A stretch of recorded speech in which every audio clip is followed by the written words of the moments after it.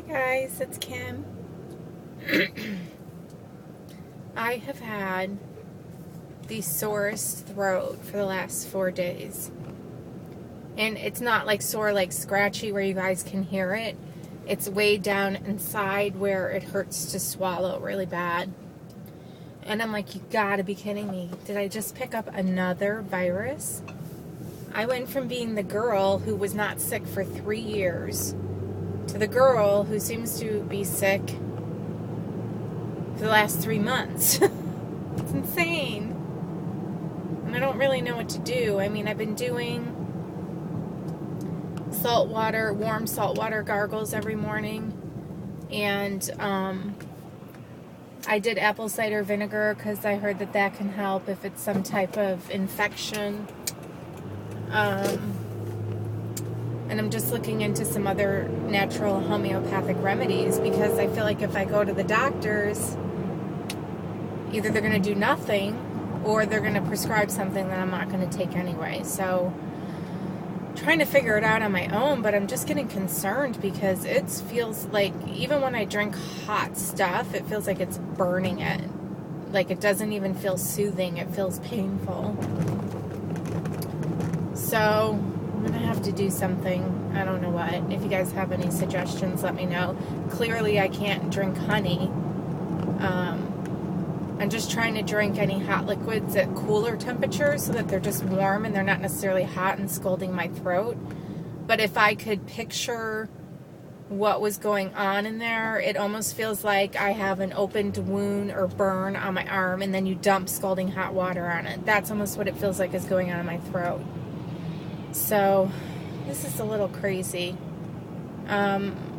I stopped taking everything when I started HCG, which I also had a spray my doctor gave me to help my immune system. And I started taking that again to see if that'll help too.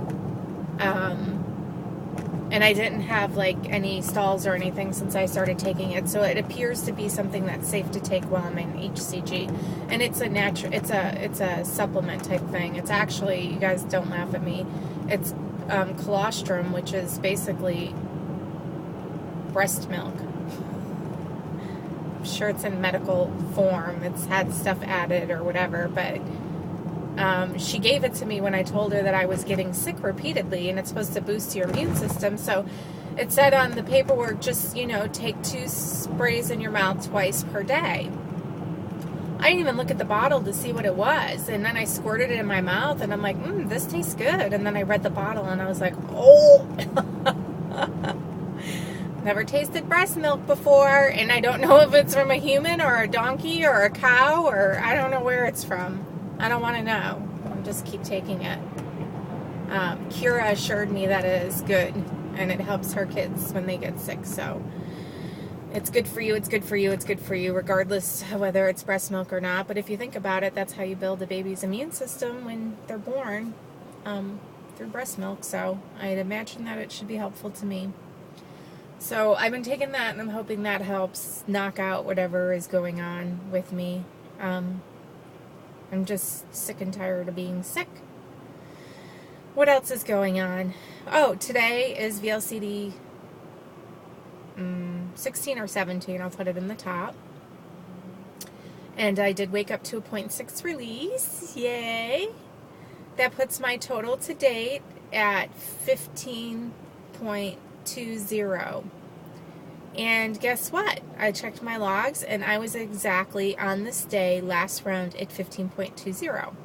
So even though I feel like I'm doing better, I'm actually doing exactly the same.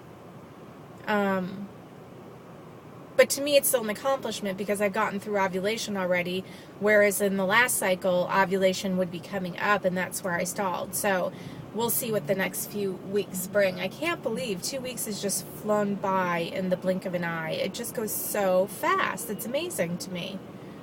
So, and then also yesterday, this is exciting, guys. Well, it's kind of exciting, and it's kind of, I don't know.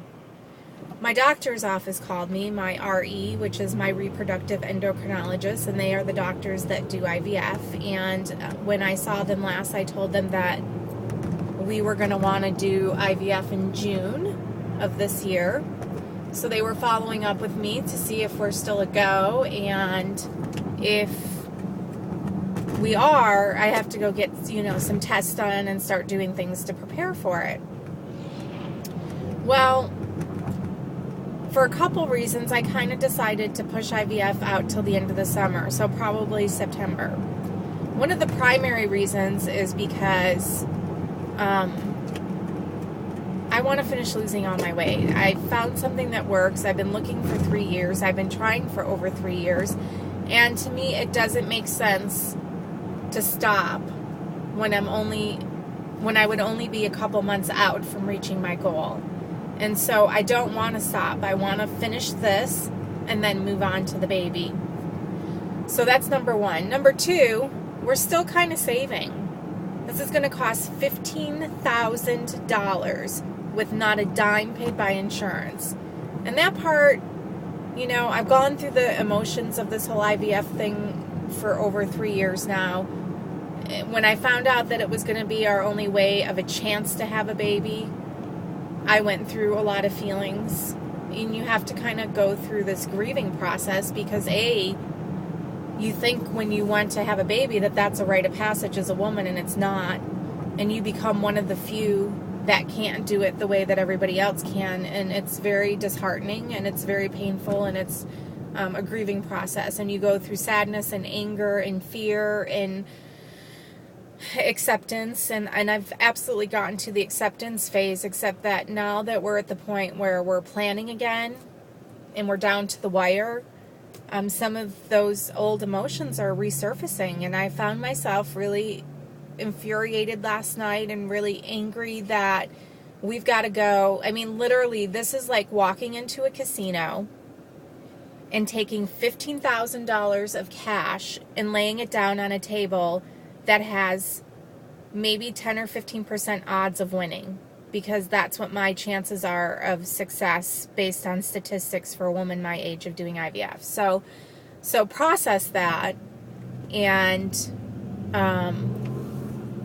it's frightening and it's scary and it makes you angry. I mean, it's so hard to understand why people who don't want babies get to have them and people who want babies don't get to have them. It's such a hard concept to grasp. You just have to start to trust and have faith that this is part of your journey, and there's a reason for everything, and things happen for a reason, and there's lessons to be learned. And honestly, if I had not wanted to have a baby, I wouldn't have started making the changes with my health that I did. And when I started trying to lose weight to prepare to have a baby, and when I started giving up nasty habits like being a smoker and things like that, when I did all of those things to prepare myself to have a baby, that's when a lot of my health issues surfaced.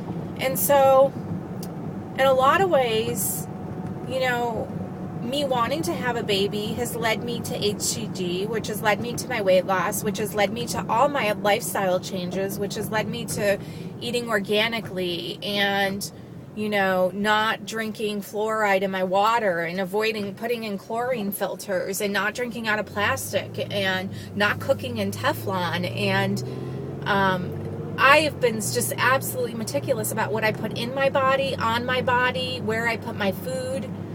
So it's not a bad thing that this has all happened, but it doesn't take away the struggle and the pain that we've been through. But I do believe that I am a better person because of it, and that I'm a healthier person because of it, and that who knows if it saved my life in some way. I don't know. I mean, there were things that came to the surface in testing and stuff in my pursuit of health that I would have never been aware of had I just got pregnant the first few months that we started trying. So there are lessons to be learned, and we all have our own journey, and we have to, a happy conscious gal said that. Some people, their journey is with weight, and other people have other issues. And, I think my journey with infertility has also, I feel like I got a double whammy in some extent, to some extent, because it's been my inability to conceive and my inability to lose weight. And I always believed that the two were were tied together, but I also felt like it was a double whammy because I felt like I had zero control over my body. I felt like that for so long. And that's why HCG is such an amazing thing to me, because it's given me control over my body again for the first time in 4 years. So it's not just about losing the weight to me. It's not just about finding something that's a fast, easy track to losing weight. Believe me, I went through the blood, sweat, and tears of trying to do it the right way. It just didn't work for me. And I would have done it the right way if it worked for me. And I'm not saying that this is the wrong way. I'm just saying that the traditional way of losing weight did not work for me like it does for everybody else. Just like the traditional way of having a baby doesn't work for me the way that it did for everybody else. So it's been a long road, and I feel like I am in a better place. And I feel like a lot of the feelings, I've done a lot of healing, but like I said, some stuff is resurfacing. So to get back to my point, we are going to be doing IVF at the end of the summer. I do have to do a few tests, and we do have to finish saving the $15,000. So we will have it, we will have it saved, and we will be doing it. And, sometimes you just want to take a deep gasp of breath going, wow, like, we could be spending this money here, but in comparison, what is paying off your bills or a new, cash down on a new car or a trip to Europe? I mean, what are all those things in comparison to the possibility of having your own child? It's just, there's no comparison, there's no measurement, and it's just, unfortunately, a risk that we're going to have to take. We decided that a long time ago, so that's where we're at. And this kind of turned into a video I was not planning on having, expecting, or talking about, but you guys are my HCG family, and I know that when the time comes to start this journey to motherhood, that I'm going to continue to share it with you, and I hope that you're interested. And I know that I sense that you guys will continue to support me and want to know about that part of my life and want to be there for me during that. And that's going to be it's going to be a journey. It's going to be, I've already done treatments. I know what the shots are like. I know what it's like to have to give myself shots every single day for weeks. The good news is you guys know what it's like too. It's not that awful. I know what it's like to do an injection in my belly and, and move it all around, or do one in my arm or my butt. I mean, I've done the injections. We did a couple medicated cycles of IUI, and they didn't work. So that's why we're moving on to IVF.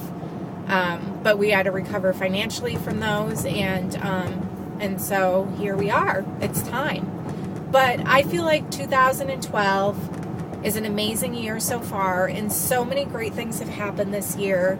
And if any of you watch Juliana and Bill, they're having a great year after many hurdles. I mean, she, while trying to have a baby and going through all this fertility treatments, found out that she had breast cancer.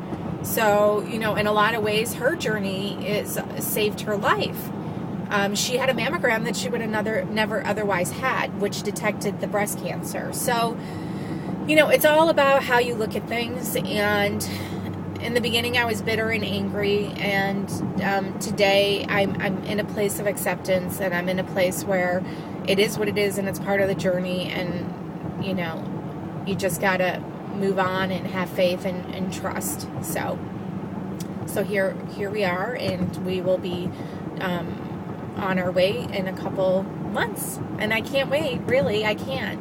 And I know that no matter what happens, that it's something we had to go through. I could not live with not trying. I can't. And so I have to do this. We have to do this. Me and my husband have to do this. So we're going to. Anyway, this is really way too long. I don't even know if it's going to upload, so I'm going to let you guys go. I hope you have an amazing day, and we'll talk again soon. Bye.